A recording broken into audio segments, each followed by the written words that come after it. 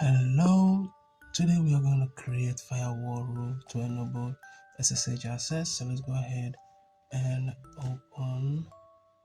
We want to copy the command to create firewall rule to enable SSH access.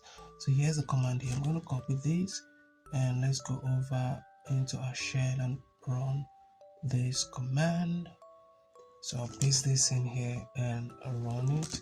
We are going to give it a couple of seconds or more for this to finish running.